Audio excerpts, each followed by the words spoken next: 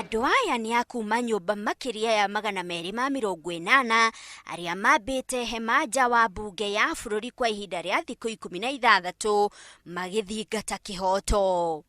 Aya nĩ ethari ngũĩ cia mwaka wa 2007 arĩa morĩire bũrũri-inĩ wa Uganda kũrĩa maraikarĩte kwa ihinda rĩa mĩaka 7.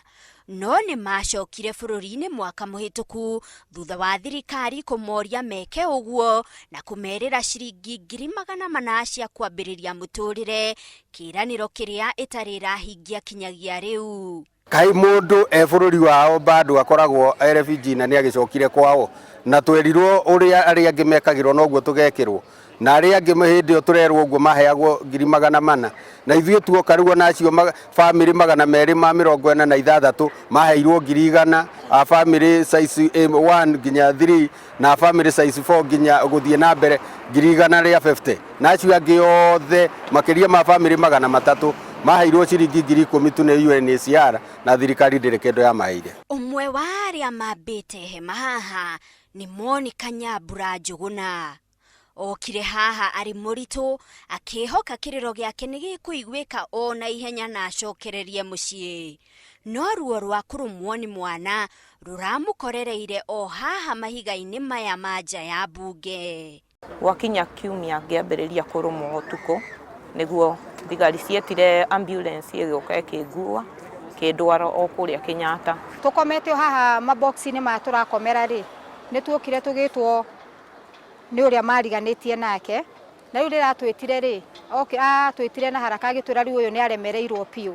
Rĩu no ikinya tuoire tũgĩthiĩ kũria thigari matũteithĩrĩrie tondũ tũtiamenyaga tũkwanjia kũtũrĩkĩrĩrie kũ. Thutha wa kuohoka na kũrekererio nĩ thibitarĩ ya Kenyatta, Monica aracokereire o haha mahiga-inĩ harĩa arahoneria ngurara cia ũciari, atarĩ gĩa kũrĩa, nguo cia kuoha mwana ona kana maĩ ma gwĩthamba. Ona gakuo gaka njĩkĩrĩte mwana nĩ kũheo ndĩrahetwo nĩ mũndũ mwĩhĩtũkĩri. Rĩu ndingĩmenya ona ndamũcenjia ici kĩrĩa ingĩcoka kũmwĩkĩra. Ndimuohete kĩndũ no he gĩcuka turarĩ nakĩo aya kibizi turagĩtarũranga tũramuoha, na rĩu ndigĩtie o gatangari kamwe tu. Nĩguo kũrira mwana wake heho na rwagĩ, Monica aroherera cuka rũthingo-inĩ rwa mbunge o agĩtanya thirikari nĩrĩ mũthikĩrĩria. Phoebe Amoiti nake arĩ na nda ya mĩeri 7. Ng'aragu nĩ ĩtũmĩte age gũkenerera kĩheo gĩake kĩa ũnyina. Napitia mateso sana, maisha ni ngumu, nalala kwa baridi, kukula ni shida, kila kitu ni shida.